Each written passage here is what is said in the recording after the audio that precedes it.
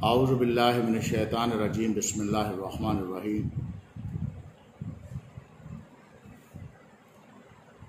سب تعریفیں ہیں اس ذات واجب کے لیے جو پوری کائنات کا خالق و مالک ہے، اور درود و سلام محمد و آل محمد علیہ الصلاۃ والسلام کے لیے جو نہ صرف یہ کہ موجب تخلیق کائنات ہیں، بلکہ ان کی عزت و عظمت اور مقام و مرتبہ یہ بھی ہے کہ خود خالق و مالک بھی ان پہ درود و سلام بھیجتا ہے۔ اللہم صلی علی محمد و آل محمد وعجل فرجہم۔ السلام علیکم یا علی علیہ الصلوۃ والسلام مدد۔ مدینہ چینل کے سامعین و ناظرین سے مخاطب ہوں۔ سلسلہ گفتگو جاری ہے کہ اللہ کی وحی کے ساتھ بولنے والے پیغمبر اکرم صلی اللہ علیہ وآلہ وسلم نے پوری کائنات کے لیے ضامن نجات اور نسخہ ہدایت دینے کے لیے یہ ارشاد فرمایا، میں تم میں دو چیزیں چھوڑ کر جا رہا ہوں، ایک اللہ کی پاک کتاب ہے، دوسری میری اطرت ہے جو اہل البیت۔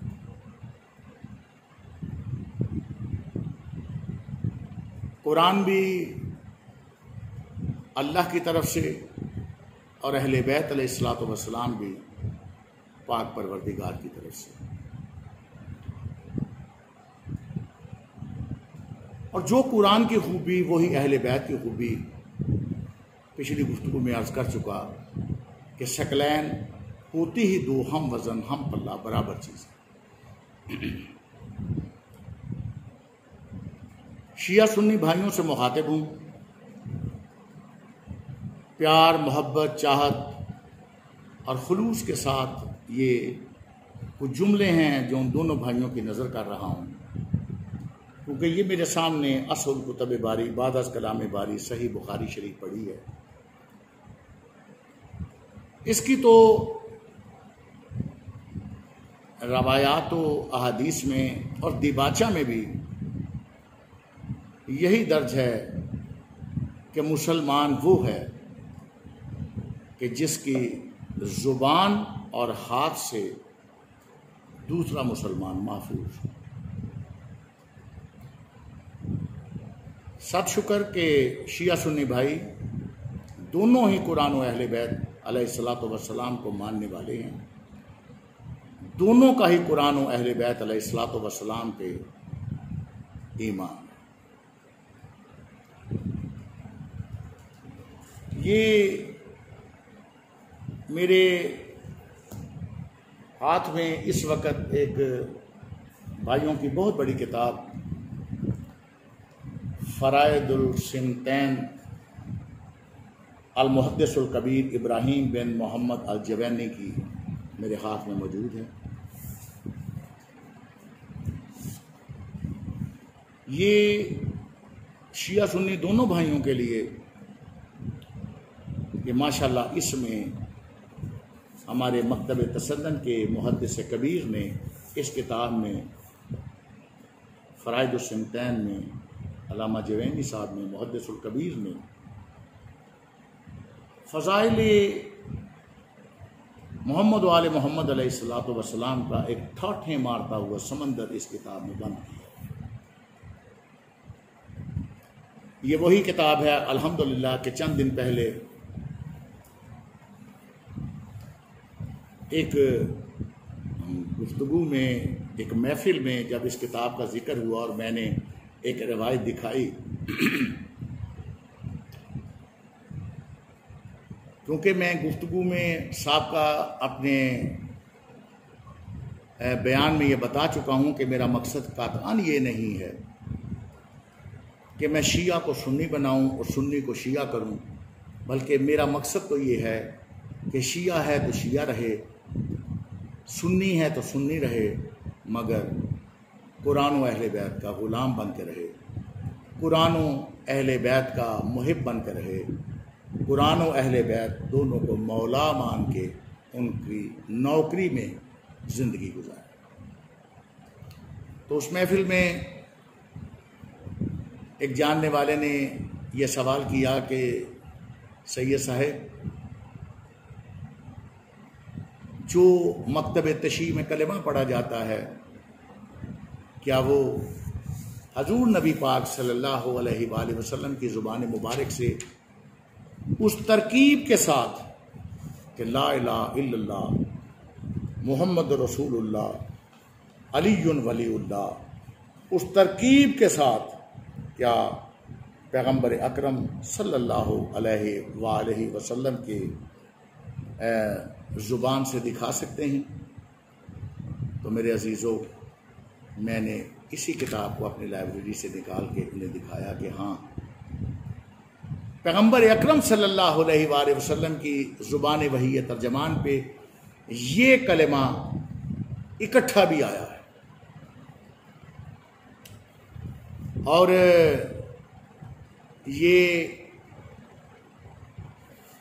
حضور نبی پاک صلی اللہ علیہ وآلہ وسلم نے اکٹھا بھی لیا ہے۔ تو یہ میں نے کتاب منگائی، فرائض السمتین اس کا نام ہے، اور اس میں علامہ جوینی صاحب نے یہ لکھا ہے، المحدث الکبیر، اتنے بڑے محدث ہیں ہمارے سنی بھائیوں کے، وہ لکھتے ہیں کہ جب نبی پاک صلی اللہ علیہ وآلہ وسلم معراج سے واپس آئے تو صحابہ اکرام نے پوچھا کہ یا رسول اللہ صلی اللہ علیہ وآلہ وسلم کوئی وہاں کی بات سنائیے۔ یہ حدیث سن کے شیعہ سنی دونوں بھائیوں کے روح کو تسکین ملے گی، ایک قلب کو تسکین ملے گی کہ حضور نبی پاک صلی اللہ علیہ وآلہ وسلم نے معراج کے جو اذکار ارشاد فرمائے ان میں یہ بھی فرمایا کہ جنت کے 8 دروازے ہیں، اور جب میں پہلے دروازے پہ گیا، دوسرے دروازے کو دیکھا، تیسرے پہ دیکھا، چوتھے پہ گیا، 8 دروازوں پہ حضور نبی پاک صلی اللہ علیہ وآلہ وسلم اس ترکیب سے اس کلمے کی تینوں جزیں اپنی زبان مبارک پہ لے کے آئے کہ ہر جنت کے دروازے پہ لکھا ہوا تھا لا الہ الا اللہ محمد رسول اللہ علی ولی۔ اسی کتاب فرائض السمتین سے میں 46 پیج سے یہ بیان کرنے لگا ہوں کہ حضور نبی پاک صلی اللہ علیہ وآلہ وسلم کے قول کے مطابق میں تم میں 2 چیزیں چھوڑ کر جا رہا ہوں، ایک اللہ کی پاک کتاب ہے اور دوسری میری اہل البیت ہے۔ یہ 46 صفحہ ہے۔ پہلے میں 46 صفحے سے آپ کو یہ بتا دوں، پھر میں حدیث ثقلین کا بھی حوالہ اسی کتاب سے دے کے اور اپنی بات کا آغاز کرتا ہوں۔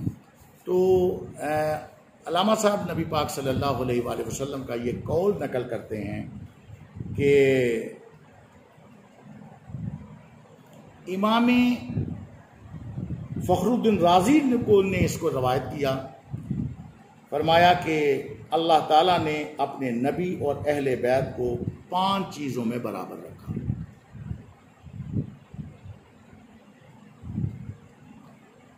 اپنے محبوب پیغمبر اکرم صلی اللہ علیہ وآلہ وسلم اور اہل بیت کو 5 چیزوں میں برابر رکھا، یکساں رکھا، ایک دوسرے کا شریک قرار دیا۔ نمبر 1، محبت میں، جیسا کہ اللہ تعالیٰ نے ایک جگہ فرمایا کہ نبی سے محبت کرو،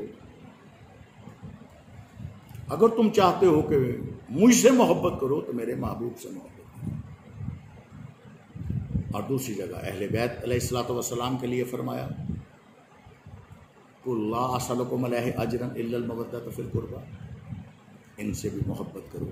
یہ محبت میں اپنے نبی اور اہل بیت کو یکساں برابر رکھا۔ دوسری بات، صدقہ کی حرمت میں، یہ نبی کریم صلی اللہ علیہ وآلہ وسلم نے فرمایا کہ جس طرح مجھ پہ صدقہ حرام ہے اسی طرح میری آل پہ بھی صدقہ حرام ہے۔ نمبر 3، طہارت میں جس طرح پیغمبر اکرم صلی اللہ علیہ وآلہ وسلم طیب و طاہر ہیں، مزمل و مدثر ہیں، آیات طاہ اور یاسین کے مصداق ہیں، اسی طرح اہل بیت کے لیے فرمایا انما یرید اللہ لیذھب عنکم الرجس اہل البیت ویطہرکم تطہیرا، کہ اسی طرح اہل بیت علیہ الصلوۃ والسلام کو بھی طاہر و اطہر بنائے۔ میں اس اسٹینڈنگ پوائنٹ پہ آگے چل کے کچھ بیان کروں گا، لیکن یہ روایت مکمل ہو جائے۔ نمبر 4، جس طرح نبی پہ سلام ہے،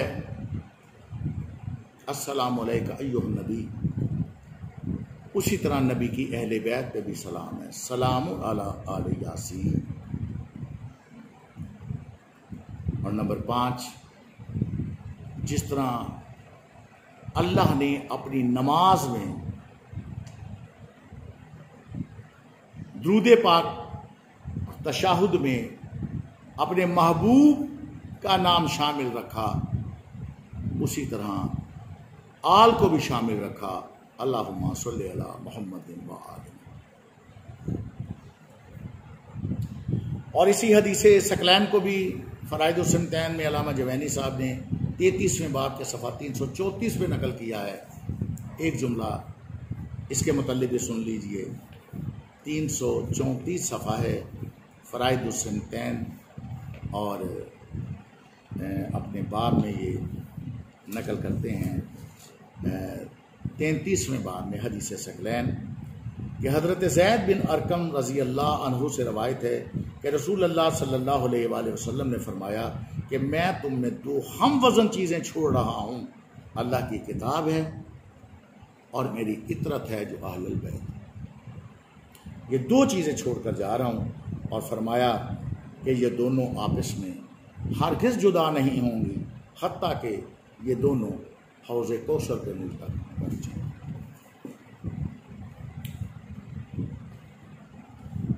سامعین و ناظرین، میں نے ابھی گزارش کی کہ میں آگے چل کے ایک نقطہ ذہن میں آ گیا، وہ بیان کرتا ہوں۔ 5 چیزوں میں ایک چیز محمد و آل محمد علیہ الصلوۃ والسلام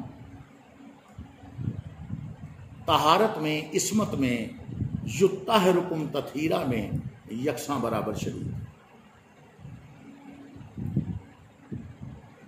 کیونکہ یہ قرآن مجید کے سورہ الاحزاب اور 33 نمبر آیت ہے، بسم اللہ الرحمن الرحیم، انما یرید اللہ لیذھب عنکم الرجس اہل البیت ویطہرکم تطہیرا۔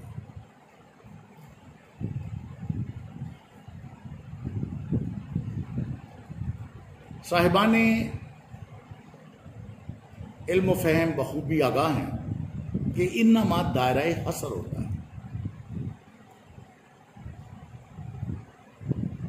کہ فقط اس کے سوا نہیں ہے، بس یہی ہے اس کے لیے انما، کہ کوئی جن کا ذکر ہو رہا ہے ان کا کوئی غیر ان میں شامل نہ ہو سکے، اور ان میں سے کوئی کسی کو باہر نہ نکال سکے۔ انما کا لفظ دائرہ حصر ہوتا ہے۔ یرید اللہ، اللہ کا ارادہ، اللہ کے ارادے حادث نہیں ہوتے، معاذ اللہ کہ کبھی کچھ، جب سے وہ ہے تب سے اس کا ارادہ۔ لیذھب عنکم الرجس، ہر طرح کے رجس کو دور رکھے۔ کچھ مترجمین نے ترجمہ کیا کہ ہر طرح کے رجس کو دور کرے، معذرت چاہوں گا، وہ غلط ہے، ایسا ہرگز نہیں ہے۔ ذہب ہے، خرج نہیں، لے یذہب ہے، لے یخرج نہیں۔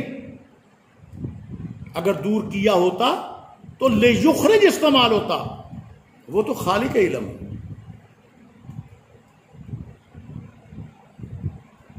اور یہ ماننا پڑتا کہ معاذ اللہ ثم معاذ اللہ، پہلے کچھ تھا پھر اللہ نے وہ خارج کیا، نکالا، دور کیا، نہیں۔ لے یخرج نہیں ہے، لے یذہب عنکم الرجس، ہر طرح کے رجس کو ان سے دور رکھے۔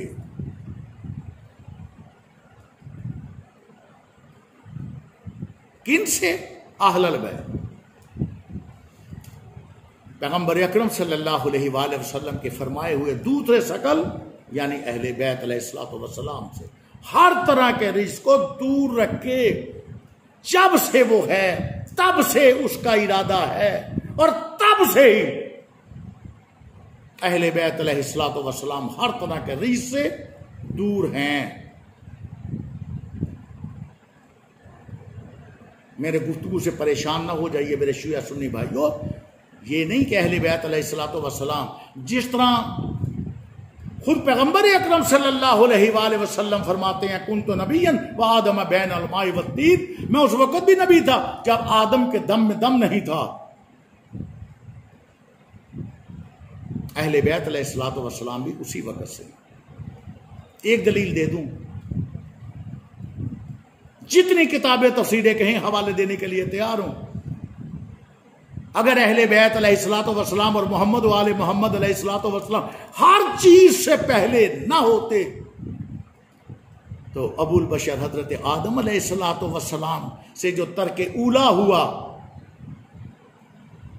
تو انہی کے نام کے وسیلے سے اللہ تعالیٰ پھر راضی کیسے ہوا ہم سے؟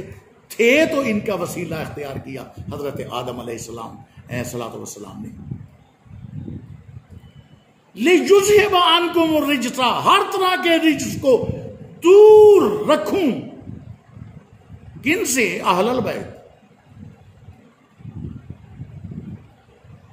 کیونکہ حضور نبی پاک صلی اللہ علیہ وآلہ وسلم نے جب فرمایا نا کنت نبیا آدم بین الماء والطین، تو فوراً مولا علی علیہ الصلوۃ والسلام نے فرمایا کنت ولیا وآدم بین الماء والطین، میں بھی اس وقت ولی تھا جب آدم کے دم میں دم نہیں۔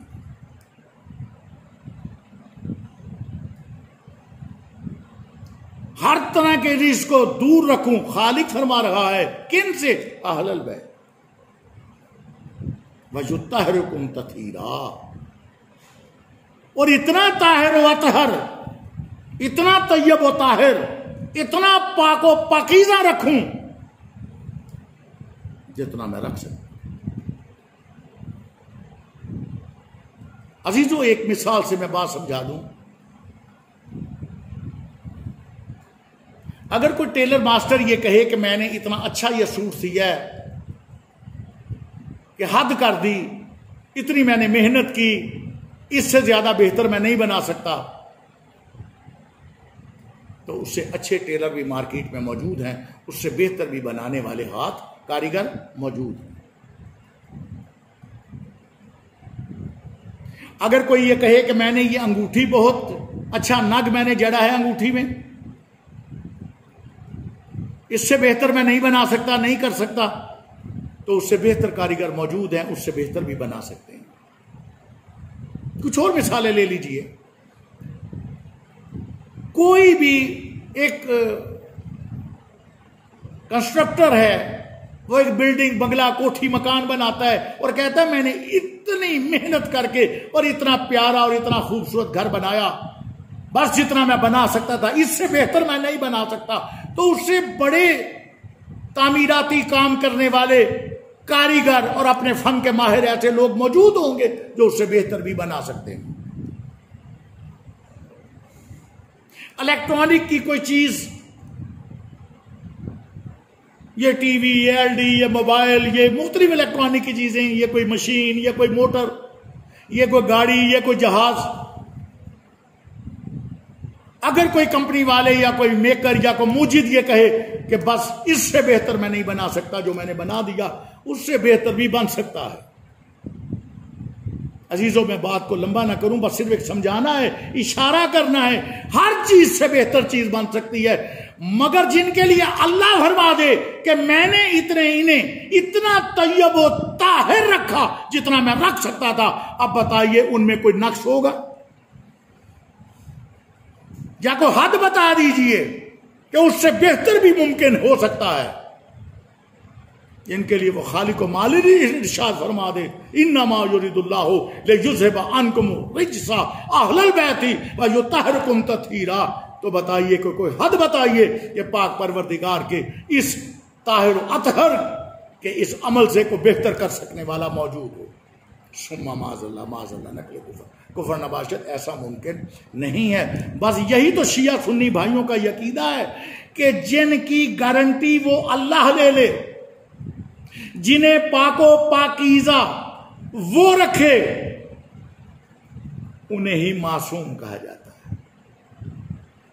وہ زندگی کے کسی لمحے میں کفر نہیں کرتے، وہ زندگی کے کسی دورانیے میں شرک نہیں کرتے، وہ کبھی کسی بت کے سامنے سر کو نہیں ٹیکتے، وہ کبھی لات و منات و حبل و عزا کے سامنے سجدے نہیں کرتے، وہ کبھی جھوٹ نہیں بولتے.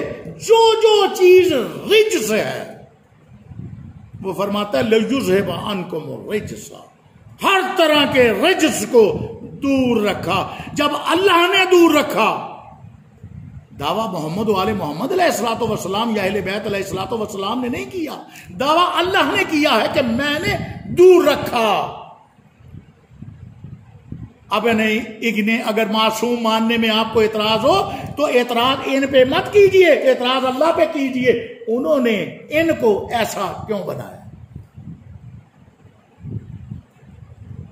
اور معاذ اللہ ثم معاذ اللہ، اگر آج کے دور میں بھی کوئی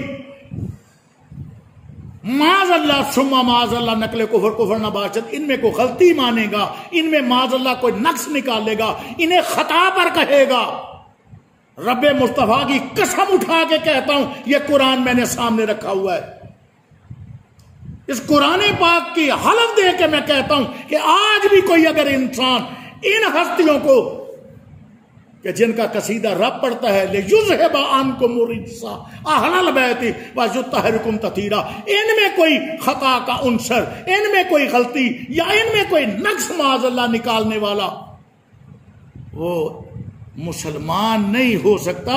اور وہ ان پہ نقص نہیں نکال رہا، ان پہ اعتراض نہیں کر رہا، بلکہ وہ نقص اللہ پہ اور اعتراض اللہ پہ کر رہا، کیونکہ وعدہ تو اللہ کا ہے، عمل تو اللہ کا ہے. انہیں معصوم تو اللہ نے بنایا، انہیں ہر رجس سے دور تو اللہ نے رکھا، اور اتنا دور رکھا وہ فرماتا ہے جتنا دور رکھنے کا حق ہے.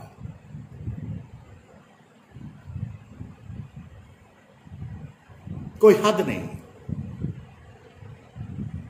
کوئی بیریئر ایسا نہیں ہے.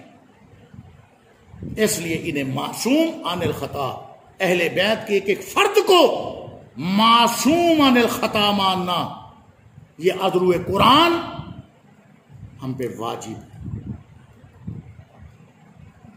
سامعینو، ناظرین، میں تم میں دو چیزیں چھوڑ کر جا رہا ہوں، ایک اللہ کی پاک کتاب اور دوسری میری اطرت اہل البیت. آج ہم قرآن مجید فرقان حمید کے عنوان پہ کچھ باتیں میں آپ کے گوش گزار کرنے والا ہوں، اور انشاءاللہ اگلے پارٹ میں پھر ہم اہل بیت کے کوشش کریں گے ایک ایک فرد پہ ہم بات کر کے اپنے اس گفتگو کو آگے لے کر چلتے رہیں. شیعہ سنی بھائیوں، دونوں قرآن و اہل بیت کے ماننے والوں، دونوں سادات کا احترام کرنے والوں، میں آپ سے مخاطب ہوں. میں ان سے مخاطب نہیں ہوں جو شیعہ سنی کو لڑاتے ہیں، میں ان سے مخاطب نہیں ہوں جو ناسبی ذہن کے نہ شیعہ ہیں نہ سنی ہیں. وقت پڑھنے پہ وہ اپنے مذہب تبدیل کر لیتے ہیں، وقت پڑھنے پہ اپنے آپ کو اہل سنت والجماعت کہہ لیتے ہیں. میں ان سے مخاطب ہی نہیں ہوں، میں تو فقط اور فقط شیعہ سنی بھائیوں سے مخاطب. میں تم میں دو چیزیں چھوڑ کر جا رہا ہوں، ایک اللہ کی پاک کتاب ہے اور دوسری میری اطرت ہے جو اہل البیت۔ قرآن مجید فرقان حمید کے لیے، قرآن کی عزت و عظمت اور مقام و مرتبہ کے لیے میں چند جملے عرض کرنے لگا ہوں۔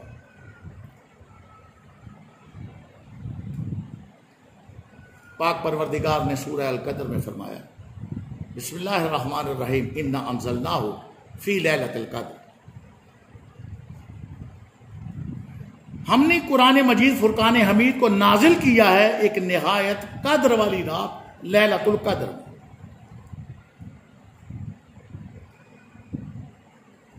سورہ دخان میں ارشاد ہوا، انا انزلناہ فی لیلۃ المبارکہ۔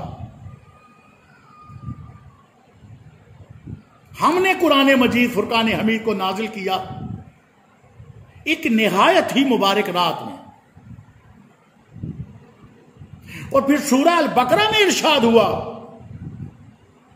شہر رمضان الذی انزل فیہ القرآن، کہ پاک ہے رمضان کا وہ مہینہ کہ جس میں ہم نے قرآن مجید فرقان حمید کو نازل کیا۔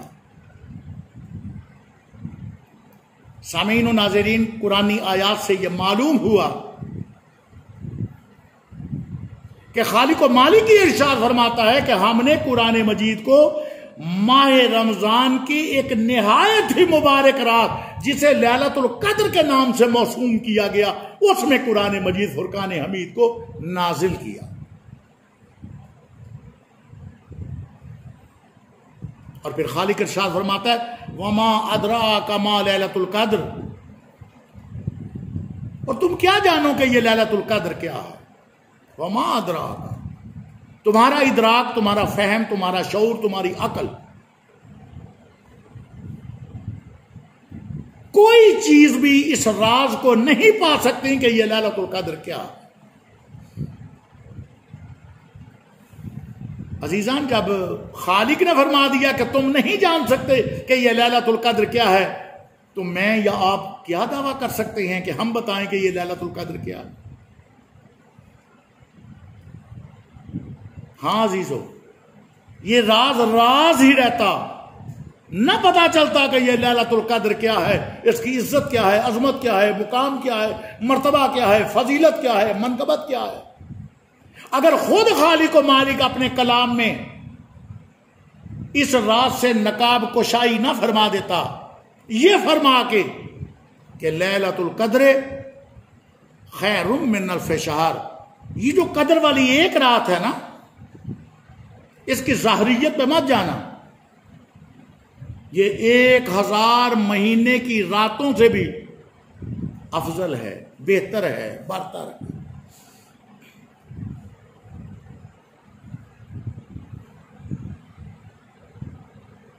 اب یہ لیلۃ القدر 1000 مہینے کی راتوں سے کتنی افضل ہے، کتنی بہتر ہے، کتنی برتر ہے،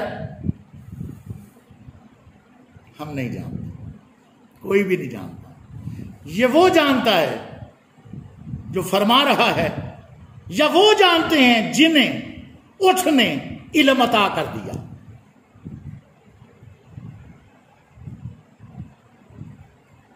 ہم نہیں جانتے، ہمیں تو بس یہ پتا چلا، محدثین، مترجمین، شارحین نے یہ لکھ دیا کہ یہ ایک رات 1000 مہینے کی راتوں سے بھی بہتر ہے، برتر ہے، افضل ہے۔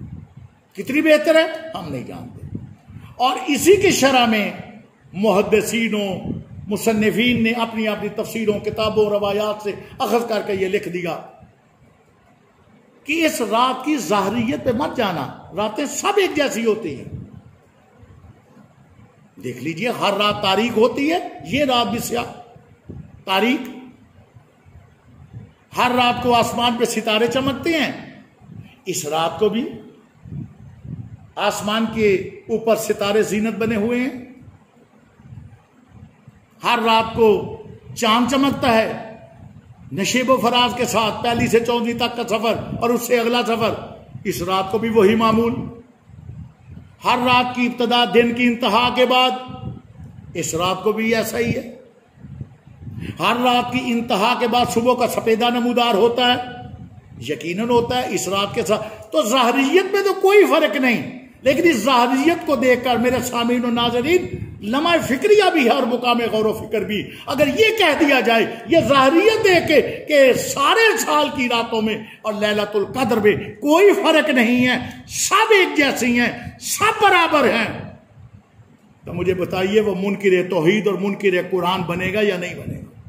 جب اللہ نے کہہ دیا کہ لیلۃ القدر جیسی کوئی رات نہیں، 1000 مہینے کی راتیں ان سے بھی زیادہ مل کر اس ایک رات کی ہمسری اور برابری کا دعویٰ نہیں کر سکتے.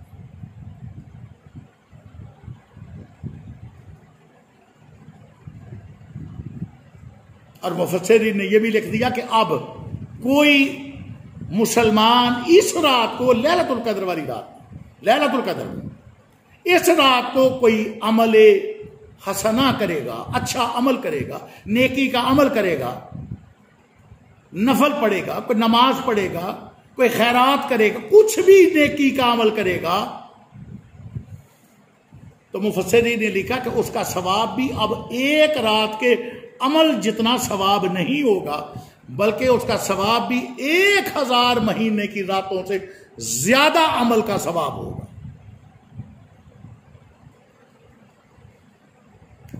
بات تو اپنے نتیجے کی طرف آ گئی کہ یہ رات ہر رات جیسی بھی نہیں، ساری راتیں مل کر بھی اس رات کی برابری اور ہمسری کا دعویٰ نہیں کر سکتی. پھر اس رات کو لیلۃ القدر میں جو عمل کیا جائے گا اس کا ثواب بھی ایک رات جتنا نہیں، وہ بھی 1000 مہینے کی راتوں سے زیادہ بہتر، افضل، برتر. کتنا بہتر، کتنا افضل ہم نہیں جانتے، وہ جانتا.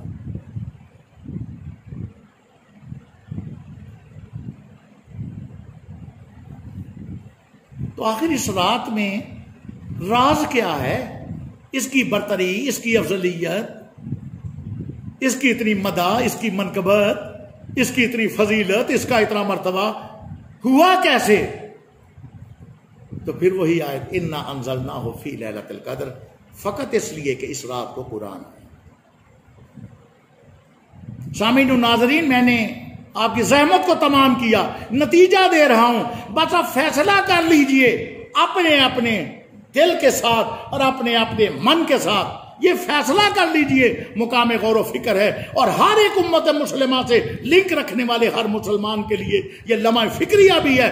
وہ سوچے کہ جس رات کو قرآن آئے 1000 مہینے سے زیادہ راتیں بھی مل کر اس کی برابری نہیں کر سکتی. اس لیے میں جملہ پھر دوہرا رہا ہوں، جس رات کو قرآن آئے اس رات جیسی رات کوئی نہیں. تو جس ذات پہ قرآن آئے، جس رات پہ قرآن آئے اس رات جیسی رات کوئی نہیں. اور جس محمد مصطفیٰ صلی اللہ علیہ وآلہ وسلم نزل بہ روح الامین علی قلبک، جس قلب مصطفیٰ صلی اللہ علیہ وآلہ وسلم پہ قرآن آئے، اس ذات جیسی ذات کیسے کوئی ہو سکتی ہے؟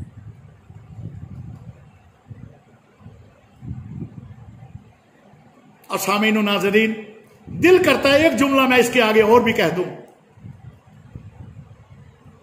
موضوع تو نہیں، یہ نہیں ہے، لیکن میں کیا کروں، زبان پہ آ گیا تو کہہ دیتا ہوں. جس رات کو قرآن آئے اس رات جیسی رات کوئی نہیں. جس ذات پہ قرآن آئے اس ذات جیسی ذات کوئی نہیں. اور خود پیغمبر اکرم صلی اللہ علیہ وآلہ وسلم جس ابو طالب کی گود میں آ جائے اس آغوش جیسی آغوش کوئی نہیں، اس سردار جیسا سردار کوئی نہیں.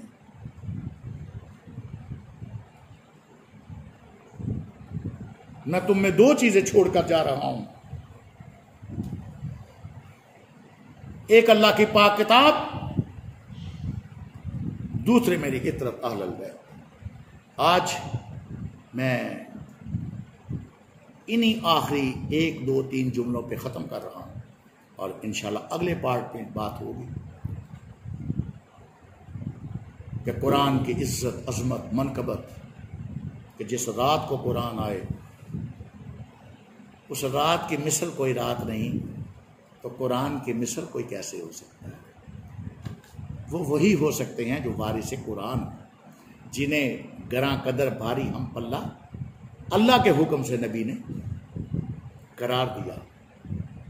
میں تم میں دو چیزیں چھوڑ کر جا رہا ہوں، ایک اللہ کی پاک کتاب ہے اور دوسری میری اطرت ہے جو اہل البیت۔ اور یہ دیکھیے میں نے دیگر کتابیں میرے دانے بائنے بہت ڈھیر لگے ہوئے ہیں ٹیبلوں پہ، لائبریری بھری پڑی ہے میری، لاکھوں روپے کی لائبریری ہے۔ شکر ہے پاک پروردگار کا کہ لاکھوں روپے کی اور کروڑوں روپے کی کتابیں کمپیوٹر سے ان نگاہوں میں ماشاءاللہ گزر چکی ہیں۔ لیکن آپ نے دیکھا کہ کتابیں دائیں بائیں اوپر نیچے ہو سکتی ہیں، مگر قرآن مجید فرقان حمید کو میں نے اپنے سامنے رکھا ہوا ہے۔ قرآن پاک کے اوپر کوئی دوسری کتاب نہیں رکھی جا سکتی۔ قرآن پاک کو ہم نیچے نہیں رکھ سکتے۔ آپ نے دیکھا گھروں میں بھی قرآن پاک کو جب رکھا جاتا ہے اونچی جگہ، پاک جگہ، صاف جگہ۔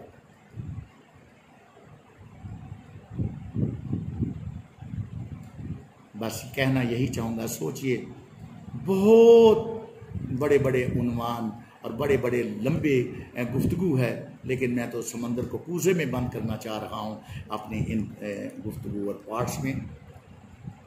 بس آخری بات یہ کہ ساری کائنات کی کتابیں اکٹھی ہو جائیں، قرآن کیا، قرآن کی ایک آیت کے مثل کوئی آیت نہیں لا سکتا۔ خالق کا چیلنج ہے، میرا نہیں۔ کتنی بڑی بڑی کتابیں ہیں، بخاری شریف، مسلم شریف، شیعہ کتب میں من لا یعظ الفقیہ، الاستبصار، اصول کافی، اہل سنت کی کتابوں میں مسلم شریف، ترمذی، نسائی، ابن ماجہ، ابی داؤد، مدارج، معرج، کتنی کتابیں، انسائکلوپیڈیا، لغت کی کتابیں، اتنی موٹی موٹی کتابیں، وہ کتنی ضخیم ہوں، کتنی بڑی ہوں، مگر قرآن کا مقابلہ نہیں۔ بس اس جملے پہ ختم کہ ساری کائنات کی کتابیں بھی اکٹھی ہو جائیں، قرآن جیسی کتاب کوئی نہیں، ساری کائنات کو امام بنا لو، علی جیسا امام کوئی۔ جزاک اللہ، اللہ حافظ، فی امان اللہ، یا علی علیہ السلام۔